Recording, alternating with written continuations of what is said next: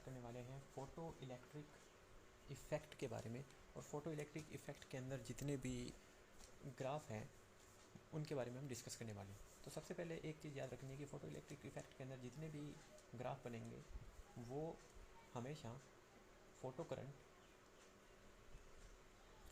और ईएमएफ के बीच बनेंगे, यानी कि वाई एक्सिस पे फ़ोटो करंट और एक्स एक्सिस पे ईएमएफ।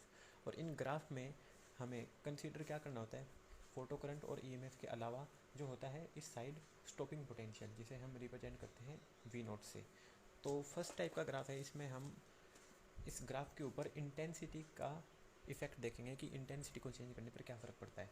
तो इंटेंसिटी मतलब कि नंबर, और नंबर बोले तो करंट। तो अगर इंटेंसिटी I1 होगी तो करंट मान लीजिए यहाँ कुछ होगा।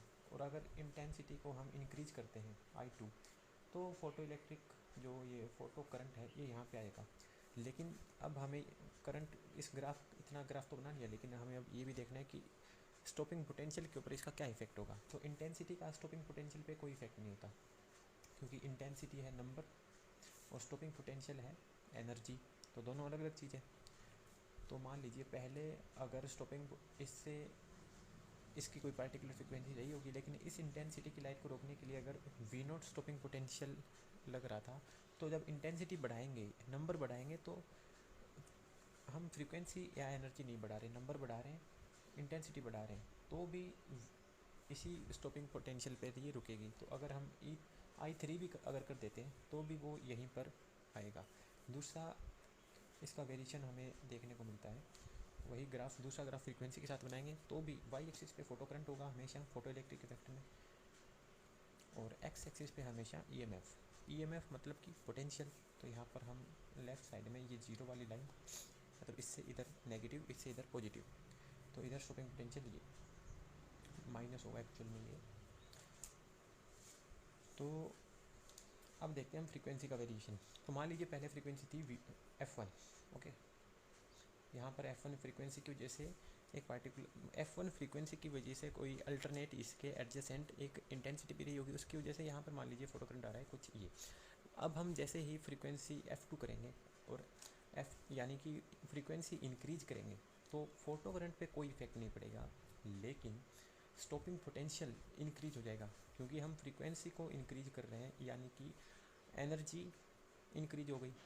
अब एनर्जी इंक्रीज होगी तो इलेक्ट्रॉन्स की काइनेटिक एनर्जी भी इंक्रीज होगी, तो उनको रोकने के लिए अब ज़्यादा जोर आएगा।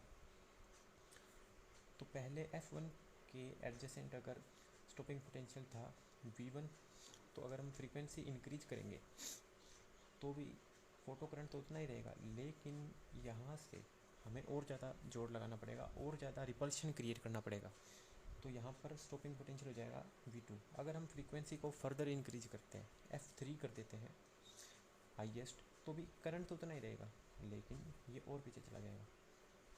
तो बस मेनली यही दो ग्राफ बनते हैं इसके अंदर, और हमेशा फोटो इलेक्ट्रिक इफेक्ट के अंदर फोटो करंट और ईएमएफ के बीच में ग्राफ बनेगा। वेरिएशन इंटेंसिटी का होगा या फिर फ्रीक्वेंसी का होगा। इंटेंसिटी का वेरिएशन होगा तो फोटो करंट चेंज होगा, इंक्रीज होगा, और स्टॉपिंग पोटेंशियल पे कोई डिफरेंस नहीं आएगा। अगर फ्रीक्वेंसी का वेरिएशन होगा तो फोटो करंट सेम रहेगा, लेकिन उसको रोकने के लिए अब ज़्यादा जोर लगाने की ज़रूरत होगी।